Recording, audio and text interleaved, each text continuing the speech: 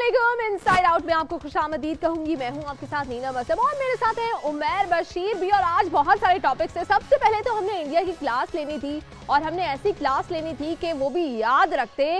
इतनी चीटिंग, बड़ी चीटिंग की गई है उनकी जानिब से, इसके ऊपर भी बात करनी थी। हम तो सोच रहे थे कि हम शो में सिर्फ इसके ऊपर बात करेंगे कि जो उन्होंने कैमोफ्लेज वाली कैप्स पहनी है, जो आर्मी की कैप्स पहनी है, वो किसकी इजाजत से पहनी है, क्या आईसीसी की जानिब से इजाजत दी गई है? अगर उनको इजाजत दी गई है तो फिर माजी में मोइन अली को क्यों फाइन किया गया था, इस हवाले से हमने बात करनी थी। लेकिन अब एक और चीटिंग उनकी जानिब से सामने आ गई है, उसके ऊपर भी बात करेंगे और डिटेल में उनकी उमर क्लास लेंगे। लेकिन सबसे पहले अपने हम व्यूअर्स को बताएंगे कि ऑस्ट्रेलिया के खिलाफ वनडे सीरीज के लिए कौमी टीम का ऐलान कर दिया गया। सरफराज अहमद को आराम का मौका दिया गया है। शोएब मलिक वनडे सीरीज में कौमी टीम की क़यादत करेंगे और इस हवाले से आपको बताएं कि एक जो बड़ी डेवलपमेंट है, हसनैन, मोहम्मद हसनैन, उनको टीम में शामिल किया गया है, मौका दिया गया है। इसके अलावा हम देख रहे हैं उमर अकमल बहुत सालों के बाद टीम में वापस आए हैं। तो उमैर से इसके ऊपर मैं कमेंट ले लेती हूँ। उमैर, हसनैन हम बात भी कर रहे थे शो में, हमने उनकी काफ़ी तारीफ भी की थी और शाइनिंग स्टार भी हमें लग रहे थे, वो टीम में आ गए हैं।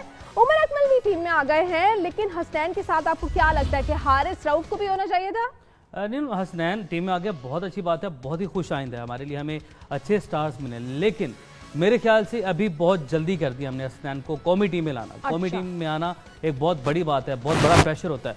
अगर तो इस प्रेशर को डील कर गए तो हसनैन एक बहुत बड़ा सितारा बनेंगे, बहुत बड़े स्टार बन जाएंगे।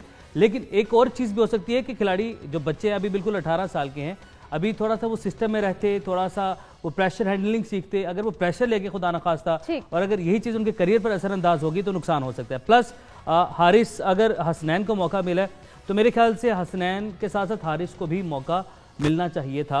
अगर आप देख रहे हैं, आपने पूरी टीम ही उलट पलट कर दिया, आपने सारी टीम, आपके जो मेन प्लेयर्स हैं, आपने सबको बाहर बिठा दिया और आपने टोटली एक जो यंग ब्लड है वो मैदान में उतारा। तो मेरे ख्याल से मोहम्मद आमिर को भी यहाँ पे रेस्ट देना चाहिए था। लेकिन मोहम्मद आमिर के हवाले से प्लान्स कुछ और है। हमारी जो मैनेजमेंट है उनका ये कहना है कि वो प्रेशर में है, अपनी फॉर्म नहीं बहाल कर पा रहे, तो उनको भी खिलाना चाह रहे हैं, क्योंकि वो ये कहा जाता है और अभी भी हम एक्सपेक्ट कर रहे हैं कि वो बड़े मैच के प्लेयर हैं। हमारी मैनेजमेंट भी यही कह रही है कि वो बड़े मैच के प्लेयर हैं और मोहम्मद आमिर का ये है कि अभी वो फॉर्म अपनी बहाल करेंगे, फॉर्म बहाल करें तो बड़ा खुशाइंद होगा। लेकिन मेरे ख्याल से यहाँ पर अगर आपने सबको बिठाया तो आप उन्हें भी रेस्ट करवा देते, कोई इतना इशू नहीं था, क्योंकि सीनियर के तौर पे जुनैद खान टीम के साथ हैं, वो आपके अटैक को लीड कर सकते हैं। इससे हम ये भी कह सकते हैं कि पीएसएल का अगर टैलेंट देखा जाए, क्योंकि उमर अकमल तो पुराने हमारे बैट्समैन हैं, हसनैन ही वो वाहिद टैलेंट है जिनको मौका दिया गया है। उनके अलावा देखा जाए तो किसी को नहीं दिया गया। हसनैन को मौका दिया गया। लेकिन एक और चीज़ अगर आप नोट करें तो कौमी टीम में ज़्यादातर जो प्लेयर्स आए हैं वो क्वेटा ग्लैडिएटर्स के जो प्लेयर्स हैं वो हैं। इसकी क्या वजह हो सकती है? कैप्टन के जो कुर्बतें हैं उनका फायदा हुआ है? माइट भी पॉसिबल, मैं इस पे कंफर्म नहीं हूँ, लेकिन मैं आपको ये बता रहा हूँ कि अगर हम नोटिस करें, 7 क्वेटा की टीम के साथ हैं। उमर अकमल जो कि कम बैक हुआ, जिनके बारे में कहा जा रहा था कि मिकी ऑर्थर के साथ, हेड कोच के साथ उनकी जिस तरह की लड़ाई हो गई थी, ये एक्सपेक्ट किया जा रहा था कि अब तो मिकी नहीं टीम में आने देते। लेकिन उमर अकमल ने पहले मैचेस में परफॉर्म किया। लेकिन चलें उमैर, इसके ऊपर डिटेल में बात करते हैं और फिर ये भी जानना ज़रूरी है कि हसनैन को टीम में सिलेक्ट तो कर लिया गया है, लेकिन ऐसा तो नहीं होगा कि बेंच पे बैठे बैठे ही वो वापस आ जाएंगे। मौका कितना मिलेगा, इसके ऊपर डिटेल में बात करेंगे इस ब्रेक के बाद। हमारे साथ रहिए।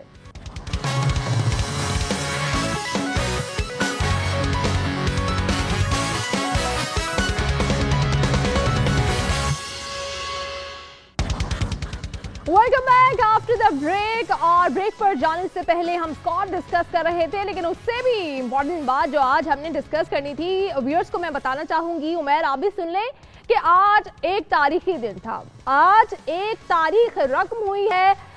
उमैर पूछे ना क्या तारीख रकम हुई? क्या तारीख रकम? तारीख ये रकम हुई कि जो इंडियन प्लेयर्स थे वो पुलवामा अटैक से इजहार यकजहती के लिए कैमोफ्लेज वाली कैप्स पहन के आ गए। इंडियन कैप्स उन्होंने पहन ली और ऐसे लगा कि फौजी जो है ना वो मैदान में उतर गए। एक बार फिर से हमें लगा कि शायद जो हमने पिछले दिनों हमने कुछ देखा था, एक जंगी सा माहौल बना हुआ था, हमने देखा कि मैदान में भी सियासत आ गई और जंग आ गई, क्योंकि जंगी जुनून तो सवार ही है। बिल्कुल। फिर खैर ये तो अब आईसीसी उनको बताएगा इजाजत ली या नहीं ली। मैं बल्कि आपसे इसमें ऐड करता हूं, पाकिस्तानी खिलाड़ी खेल रहे थे ऑस्ट्रेलिया की तरफ से, उस्मान ख्वाजा सेंचुरी किया आज उन्होंने। बिल्कुल, उन्होंने जवाब दिया है, फिर उन्होंने सरप्राइज दिया है। वो हमारे जो है ना विंग कमांडर नौमान अली साबित हुए हैं, वो सरप्राइज देंगे। बिल्कुल सरप्राइज देगा। लेकिन हुआ क्या उमैर, जो तारीख रकम हुई है ना वो तो आप मुझे बताने ही नहीं दे रहे। बताना मैं ये चाह रही हूँ कि जब वो कैप्स पहन ली, जब वो मर्दे मुजाहिद सारे आ गए, मैदान में। फिर हुआ क्या, फिर उनसे आउट नहीं हो रहे थे ऑस्ट्रेलिया के जो बैट्समैन थे। 193 रन की ओपनिंग पार्टनर, 193 रन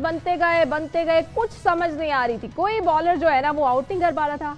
फिर उनके जहन में एक आइडिया आया, वो आइडिया वैसा ही था जैसे बालाकोट पे उन्होंने अटैक किया, सेम वैसा ही आइडिया के तस्वीरी प्रूफ, ये तो हुआ तो वो हुआ तो 350 लोग मार दिया, बिल्कुल ऐसा ही उन्होंने एलबीडब्ल्यू आउट कर दिया फिंच को, जो कि आउट नहीं था। अगर हमारी जो टीम है प्रोडक्शन की वो दिखाएं कि किस तरह से खुदाई मदद उनको मिली कि बॉल कहाँ गिरी और निशाना कहाँ बना और आउट कैसे हुआ। उमैर, अब आप एक्सप्लेन कर दें ये जो तारीखी इंसिडेंट आज हुआ है, चीटिंग जो की गई है इंडिया की जानिब। ये इंडिया आज 11 खिलाड़ियों के साथ नहीं खेला, आज 13 खिलाड़ियों के साथ खेला था। एक फील्ड एम्पायर और उसके बाद थर्ड अंपायर भी साथ है। वो होता है ना कि लोग अक्सर कहते हैं कि वकील की जगह जज ही कर लिए, तो इन्होंने अंपायर ही कर लिए थे अपने साथ। और अब हम देख भी सकते हैं कि किस तरीके से गेंद किधर पड़ रही है। अगर यो मिसाल के तौर पे जो कहा जाता है ना कि अंधा भी देखे तो उसको नजर आ जाएगा, यहाँ पर तो अंधे को भी नजर आ जाएगा कि इंडिया यहाँ पर क्या कर रहा है।